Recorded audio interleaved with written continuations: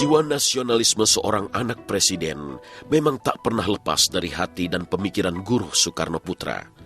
Meski lebih menekuni seni di masa remajanya, musik dan tari khususnya, ia terus saja membawa misi mengenalkan ideologi negara pada para pemuda.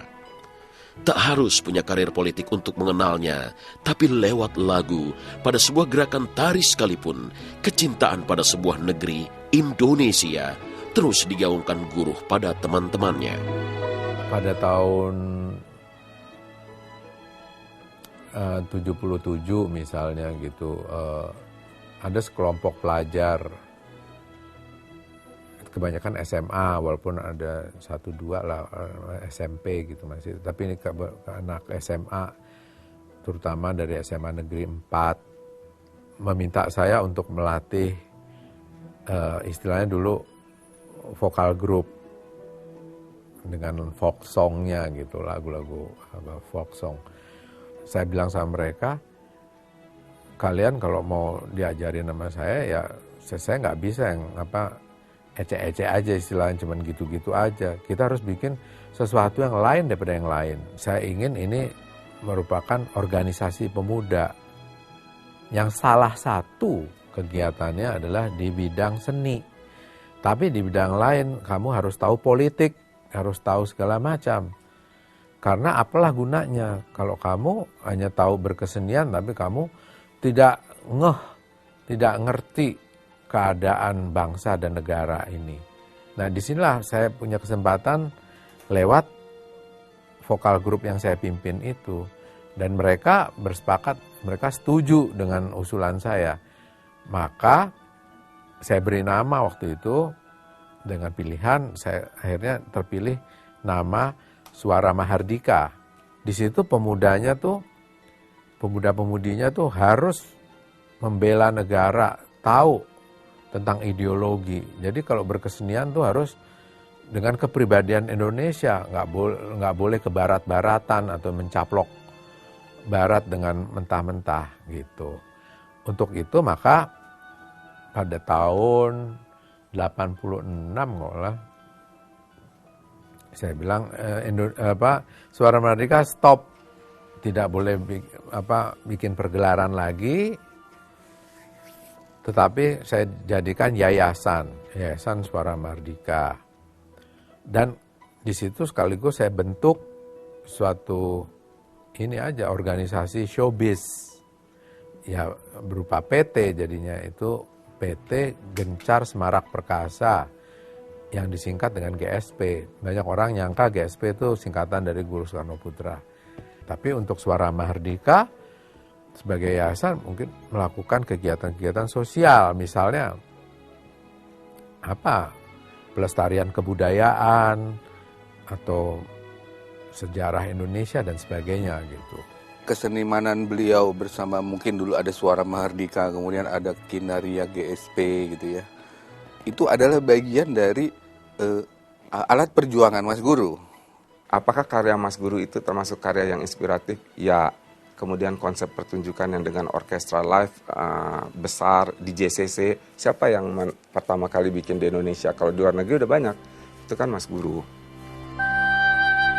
Bukan cuma kepribadian Indonesia yang terus ia tanamkan pada para pemuda. Perhatian Guru pada banyak hal, termasuk keprihatinannya pada bahasa yang jadi ciri khas sebuah negara, jadi perhatian besarnya.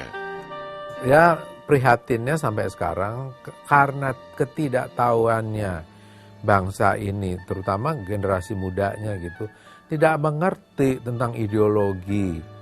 Jadi banyak di antara generasi muda ini, hampir semuanya gitu, tidak mengenal Indonesia dan keindonesiaan secara baik dan utuh. Bukan salah mereka, tapi karena orang tua mereka tidak mengajarkan ini. Tapi Mas Guru itu banyak mengajarkan kita mengenai ideologi, terutama ideologi yang membangkitkan rasa percaya diri kita, ideologi yang membuka kecintaan kita terhadap sesuatu, entah itu diri kita atau negara ini. Buat saya kan seni itu seperti bernafas, itu aja kemana-mana saya ya ada unsur seni lah gitu, karena memang kreativitas saya gitu. Saya sangat mengindahkan sastra Indonesia, berbahasa juga saya miris gitu kalau ada, terutama di acara televisi misalnya, stasiun-stasiun TV mencampur adukan para pembawa acaranya bahasa Indonesia campur Inggris, judul acaranya juga bahasa Inggris. Terus terang aja gitu, saya belak-belakan aja. Kenapa nggak pakai bahasa Indonesia? Oke, ketika memang siarannya itu berbahasa asing, siaran bahasa Inggris, ya berbahasa Inggris lah dengan sepenuh-penuhnya bahasa Inggris. Tetapi ketika berbahasa Indonesia, apalagi untuk tujuan buat rakyat masyarakat Indonesia, ya harus sepenuh-penuhnya bahasa Indonesia. Come back to kampus, gitu-gitu. Ngapain sih? Sedangkan para konsumen gitu yang dijejali iklan ini kan sebetulnya rakyat Indonesia. Kenapa harus beriklan dengan berbahasa Inggris? Kalau dahulu Soekarno menegakkan kemerdekaan dengan perjuangan dan darahnya melawan penjajah, maka kini ketika rakyat telah bernafas dalam alam kemerdekaan, apa yang bisa dilakukan lagi? Buat guru, seni adalah alat perjuangannya demi mencapai apa yang ia impikan.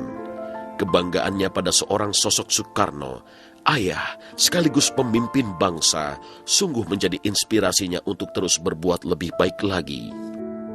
Terus kembali lagi bahwa saya tidak menempatkan diri saya sebagai seniman gitu. Buat saya seni adalah untuk perjuangan. Bukan artinya seni sebagai alat perjuangan.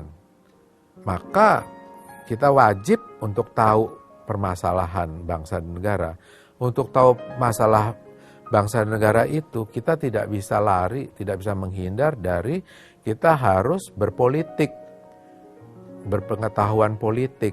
Mas Guru memang sedang mempersiapkan diri untuk turut beraktif ya, mencari solusi terhadap persoalan bangsa, dan beliau punya konsep dan punya strategi yang mungkin lain daripada yang lain, dan mengajak seluruh elemen masyarakat untuk bersama-sama melakukan perubahan. Soekarno itu adalah suatu rahmat dari Allah, dari Tuhan Yang Maha Kuasa untuk bangsa dan negara Indonesia ini. Bung Karno juga membawa ajaran, meninggalkan ajaran yang harus kita anut, kita pakai sepanjang masa, yaitu Pancasila, antara lain Pancasila. Indonesia itu adalah Soekarno. Soekarno adalah Indonesia. Itu ungkapan internasional ya, di luar negeri banyak yang mengatakan Indonesia is Soekarno, Soekarno is Indonesia.